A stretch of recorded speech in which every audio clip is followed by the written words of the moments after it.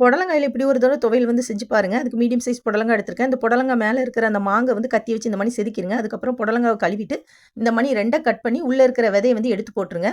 அதுக்கப்புறம் நீளமா இந்த மாரி கட் பண்ணிட்டு, அத வந்து பொடிசா இந்த மாரி கட் பண்ணி எடுத்துக்கலாம். இப்ப நம்ம துவையல் செஞ்சுருவோம். அதுக்கு வந்து அடுப்புல வந்து ஒரு கடாய் வச்சிருக்கேன். அதுல கொஞ்சமா கடலெண்ணெய் வந்து ஊத்தியிருக்கேன். இப்ப எண்ணெய் சூடாயிட்டு, இதுல மீடியம் சைஸ் பல்லாரி வெங்காயத்த சேர்த்து நல்லா வதக்கி விடுங்க. அதுக்கப்புறம் கொஞ்சமா கருவேப்பில சேர்த்துட்டு, உரப்புக்கு 6லேருந்து 7 வத்தல வந்து சேர்த்து நல்லா வதக்குங்க. இந்த வத்தல் வந்து உப்பி வந்ததுக்கு அப்புறமா, ஒரு சின்ன நெல்லிக்காய் சைஸ் அளவு புளிய சேர்த்து இதையும் வதக்கிக்கலாம். அதுக்கப்புறம் ஒரு 3 டேபிள் ஸ்பூன் அளவு தேங்காய் சேர்த்து நல்லா வதக்கி விடுங்க. இப்ப இதுல வெட்டி வச்சிருக்கிற அந்த புடலங்காவ சேர்த்து நல்லா வதக்குங்க. இந்த புடலங்கால இருக்கிற பச்சை வாசனை போனதுக்கு அப்புறமா, இத ஒரு மூடி போட்டு ஒரு 3 நிமிஷத்துக்கு அடுப்ப வந்து சிம்ல வச்சுருங்க. அப்போ புடலங்கா வந்து வெந்துரும். இப்போ புடலங்கா வெந்துட்டு, இப்ப அடுப்ப வந்து ஆஃப் பண்ணிட்டு, இது வந்து ஆறுனதுக்கு அப்புறமா மிக்ஸி ஜாருக்குள்ள சேர்த்துக்கோங்க. இப்ப இதுல துவையலுக்கு தேவையான அளவு உப்பு சேர்த்துட்டு, தண்ணி எதுவும் சேர்க்காம ஃபர்ஸ்ட்டு கொர கொரன்னு அரைச்சு எடுத்துக்கோங்க. இப்ப கொர கொரன்னு அரைச்சதுக்கு அப்புறமா கொஞ்சமா தண்ணி சேர்த்து நல்லா நைஸா அரைச்சு எடுத்துக்கலாம். இப்ப சூப்பரான புடலங்கா துவையல்